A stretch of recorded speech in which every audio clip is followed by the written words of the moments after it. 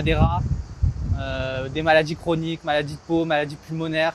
Voilà un petit peu le tableau de cette aire d'accueil qui est une aire symptomatique de ce qui existe en France. Je m'appelle William Acker, j'ai 29 ans, je suis juriste et je travaille autour de la question de l'accueil des gens du voyage.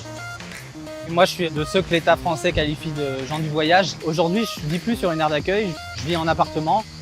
J'ai un travail qui est reconnu par la société. On ne me considère pas comme un voyageur. Je suis un homme blanc. La société est faite pour moi. J'ai pas de discrimination qui s'applique à mon égard. Par contre, si je retourne chez mes parents, si je retourne aux caravanes, si je reparle de la même façon que je parle quand je suis en famille, eh bien, je redeviens le gitan, immédiatement. Et c'est là, en fait, qu'on se rend compte du racisme. Dans l'imagerie populaire, on est soit des mendiants, soit des brigands. On est soit des voleurs, soit des assistés. Où j'essaye de déconstruire ces clichés en démontrant que, ben non, une aire d'accueil, c'est pas gratuit. Faut la payer, que ça coûte en moyenne 4 ou 500 euros par mois pour avoir une place de parking insalubre. Que non, les voyageurs ne se font pas payer leur caravane par l'État. Et donc aujourd'hui, quand on est voyageur, on est obligé de vivre dans des aires d'accueil, dans des espaces qui sont spécialement conçus pour des voyageurs, qui contribuent à mettre à l'écart les voyageurs du reste de la société.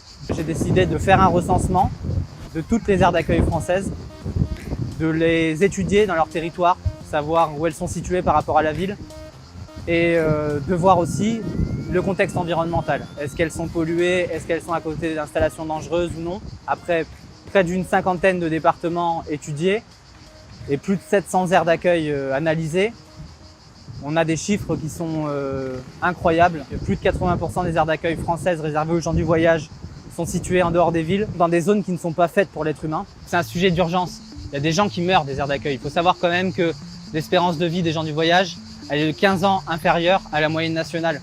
Et les conditions de vie sur les aires d'accueil n'y sont pas pour rien. Aujourd'hui, les réseaux sociaux, ils me servent à ça. Ils me servent à visibiliser ce combat-là.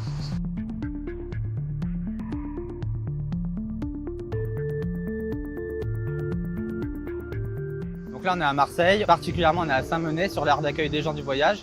C'est la seule aire de Marseille. Tout autour de l'aire, on a à la fois un site Seveso au Seuil, donc une usine particulièrement dangereuse. On a une déchetterie de BTP qui fait énormément de poussière. On a les voies de chemin de fer avec le TGV qui passe juste derrière, une centrale électrique ici. On a derrière une autoroute à 10 mètres des caravanes. C'est le coin eau, sanitaire, tout ça là. Ouais. Dans quel état que c'est là? Regardez dedans. Qu'est-ce que c'est ça ici? C'est la douche? Ouais, c'est la douche. Voilà sur les aires d'accueil ce qu'ils leur mettent comme douche. Tous les jours t'as de la poussière? La poussière, elle va tomber. On donne pas même la nuit. On mange la poussière, c'est le dessert. Si on n'a pas de l'eau, on n'a rien. La poussière, elle va tomber. On donne pas même la On nuit. mange la poussière, c'est le dessert. Si on n'a pas de l'eau, on n'a rien. En plus, il fait soleil, il fait pas froid. Hein. Quand le sol il fait 50 degrés, Il n'y a même pas un arbre pour se mettre à l'abri, rien du tout.